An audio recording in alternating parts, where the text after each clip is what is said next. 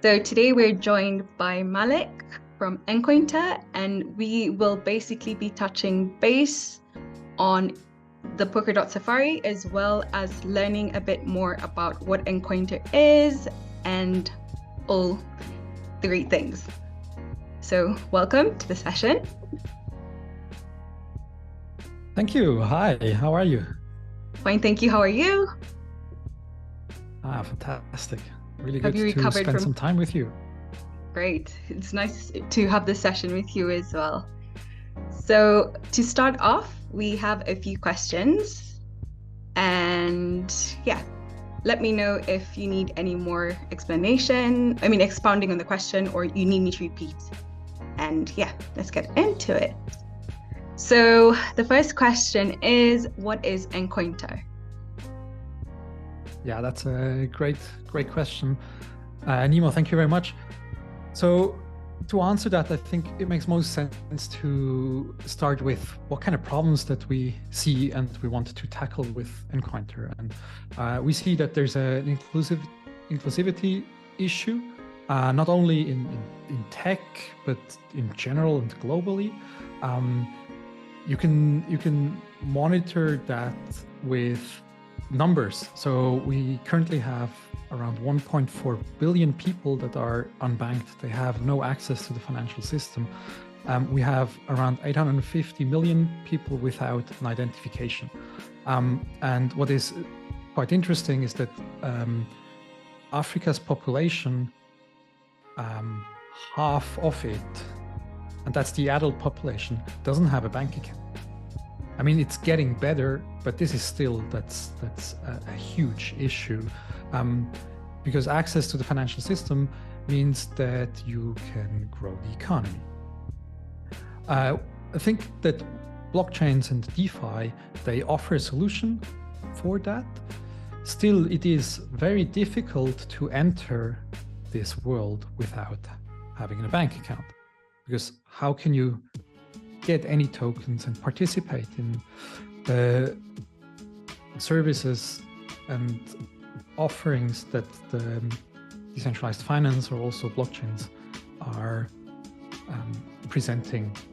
A second issue that we see with the blockchains is that the fees that one needs to pay per transaction or per interaction, for, I would say, Western European people, it's affordable, but for a lot of people in this world, the fee that needs to be paid is comparable to a day's salary.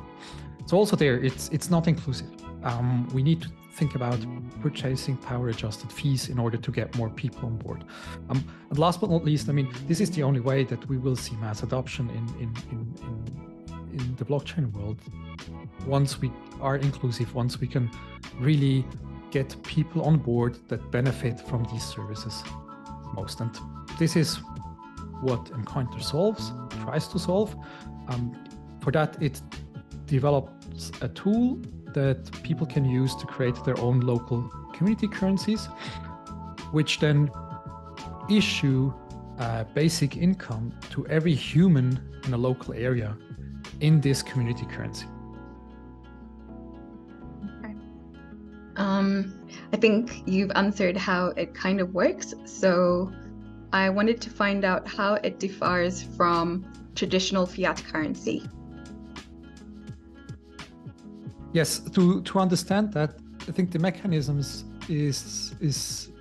can be described a bit more in detail. In order to sort of issue one of these basic incomes in this community currency, which is a complementary currency. So there's different currencies that we use in our day-to-day lives. Mostly it will be the fiat currency of our country. In Kenya, it's going to be the shilling that you will be using most of the time.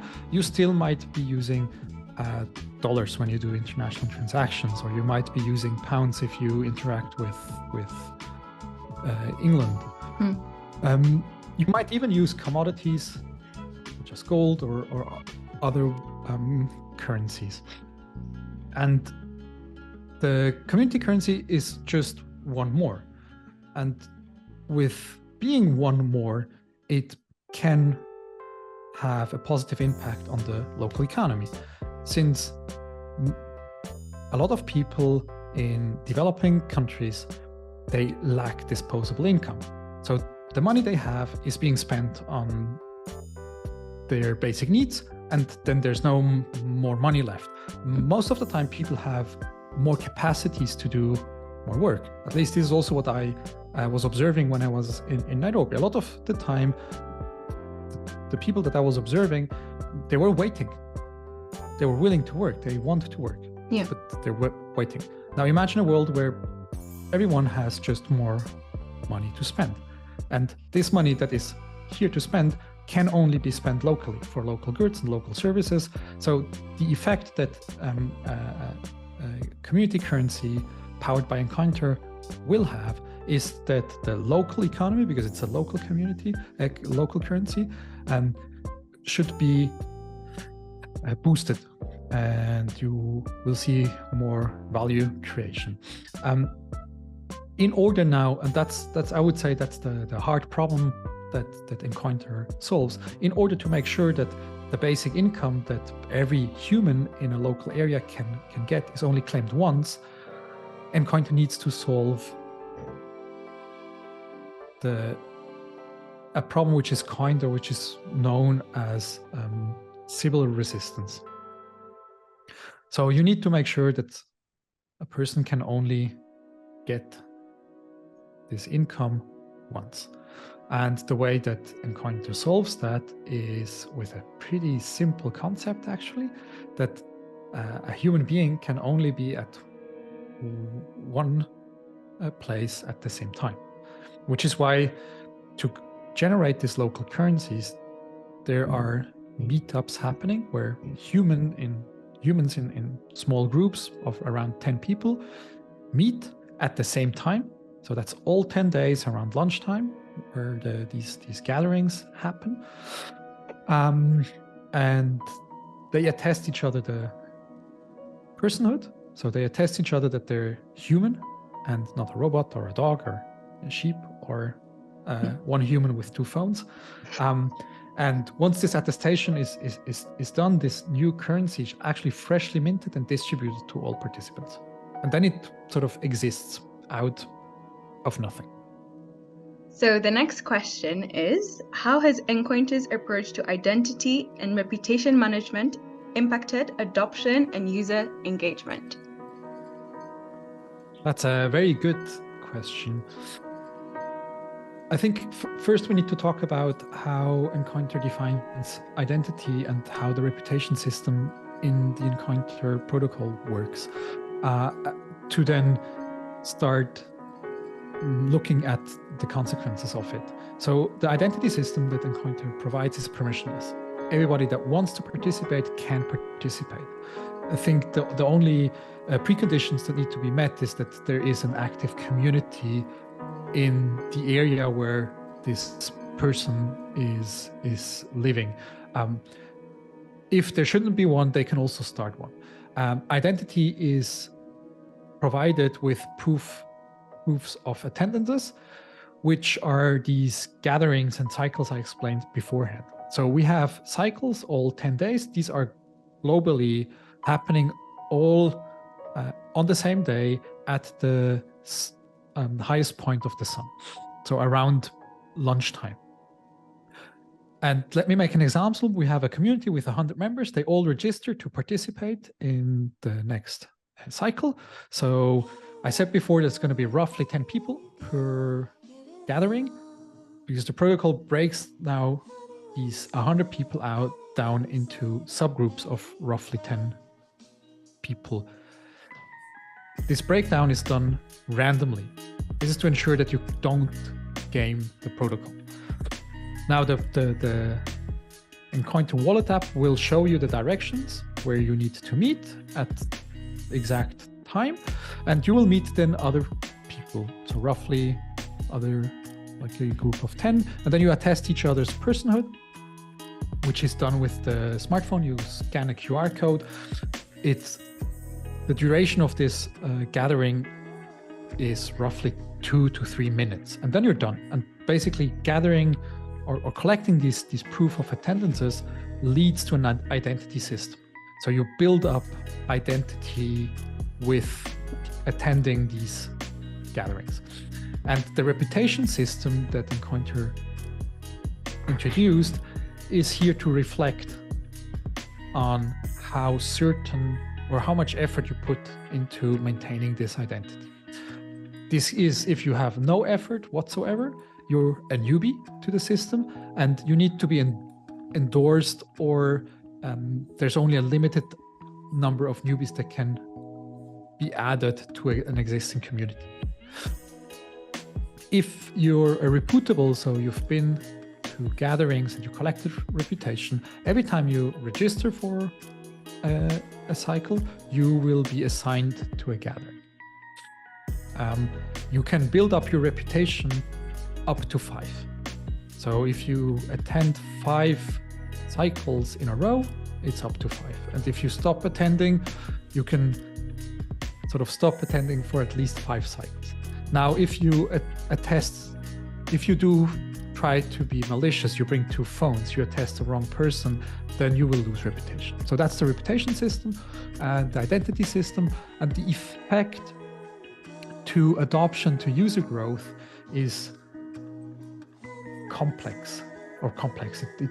There's just different things to it. So first of all, I told you that newbies, like there's a limited amount of newbies that can join the system. So you need sort of to be invited if there's a lot of newbies coming in, which is very interesting from a growth perspective, because you have this word of mouth already sort of programmed into the protocol. And the growth, the way it is designed, can be exponential, which is a good thing. So we want communities to be able to grow really fast. At the beginning, they will be growing quite organically and steadily, and at some point, it can grow really fast. And when it comes to adoption, I think the identity system per se has maybe the only challenge there is that you need to have these local communities being created before you can participate. Otherwise, there's very positive impact on adoption when it comes to the protocol, because you need to interact with it. You meet in the physical world. You build up trust, which are all features to the system, and also features that are important to strengthen a community, as well as a currency which is then created. So if I get this right, that you can use the identification then becomes a QR code in the beginning. So you, instead of using an ID, you use a QR code? You use the QR code in order to attest each other. So that's part of the gathering. Yeah. And the identity that you get is the proofs that you collected. The identity you get is basically a certainty that the Encointer protocol has that you are a human being. And this certainty goes from 0, you've never participated, up to 5. You've participated 5 times in a row with the same wallet address, which means that you have been putting a lot of effort into this identity. Okay, I get it now. So Fantastic. My next question is, what challenges have you faced in implementing Encointer's solution, and how have you worked to overcome them? We faced numerous challenges on our way, and we have developed different strategies to face them. So we have the pioneer community here in Zurich, which the main goal is to sort of make sure that the protocol works and to understand as well which strategies do work and which do not work. So at the beginning, I mean, we had just, as every technical product, technical issues with the wallet, with the protocol, which we then fixed all, which is super important since we are issuing money. So if you can tolerate bugs with a social media platform, that's okay. But when it comes to sort of money, a certain security or a certain stability is expected, which we now reached. That's great. The second point is Encointer needs a little bit, like it's out of comfort. It's not straightforward in a sense of it questions or it gives you an alternative to something that you've been using all the time, that you've never questioned, that you never looked at. So we use money every day, multiple times, but nobody really thinks, where does it come from? Who makes it? Who gives it value? Why does it have value? And now here comes like a bunch of people telling me that now I can create my own money and it gets value. So I think that was one of the challenge to sort of get people to the point where they start asking the right questions and really seeing that the system which is created works. And the next challenge obviously was, if we created the money, we wanted to make sure that it can be spent. So getting businesses on board, and they had their questions. So if I accept now this money, I understand, like I can accept it and I understand how it's being created, what do I do with it? So that's the next challenge where we now are working on that they can spend it in order to pay salaries or to pay their suppliers, so that you have cycles being created. So these are the challenges that we are going through, overcoming here in Zurich, and sort of building a strategy playbook such that new communities which are being created around the globe. Currently live is one in Green Bay, Wisconsin, the States. We had one live in Kigali in Rwanda, which sort of took a break, and now we're looking if we can relaunch it. We have in Berlin a group of people that are quite advanced and almost ready to launch the community currency. And after .safari, like I'm in contact with several teams, and some of them are doing really, really great progress. So just before I had a call with a bunch of people based out of Dar es Salaam in Tanzania, basically already launched Nyota on the testnet, and they have like a little community going on, and asking or developing their own answers for the questions that occur. So on this side, let's say the global growth is a challenge in a sense of we need to find community leaders that are interested enough, educated enough to introduce this new tool into their communities, and we support them. So we support them with the strategy playbook I told you, with regular calls and meetings, with resources, and then also with grants. So we want to see more Encounter communities around the globe, especially in countries where a lot of people are unbanked, where the currency, the state-issued currency, is not that stable, where we have issues of corruption, where we have a lot of economic growth potential. So this is where we see Encounter being able to generate the most value, and we try to push that. And this is definitely one of the challenges that we're looking at, because I mean, getting a community currency off the ground in our hometown is a challenge, but I mean, we're doing quite a good job at it. We are not able to launch community currencies around the globe, so we need to find people that it's their hometown, it's their community, they want to bring the value to their communities, and so far it's going well, especially with attending conferences and meeting people face to face, having this initial time together, foundation. Then now with the teams in Tanzania, also in Nigeria, like if we have calls, it goes smoothly because we know each other. You understand?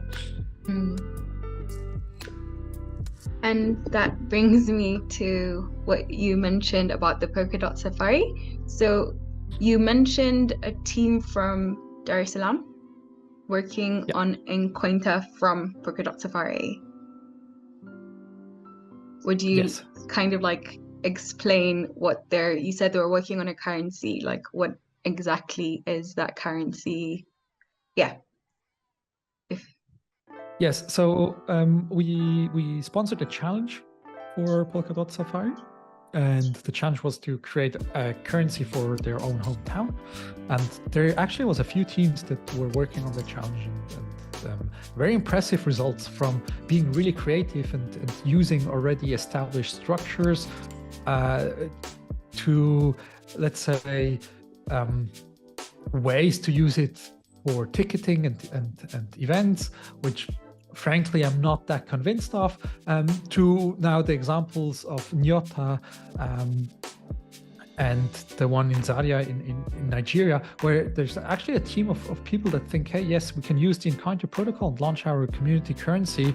And they have to define a few of the parameters on their own, obviously, like how much currency will be minted, where are the meeting locations, what's their sort of their unique story that they can tell to get communities on board, because each community has different needs.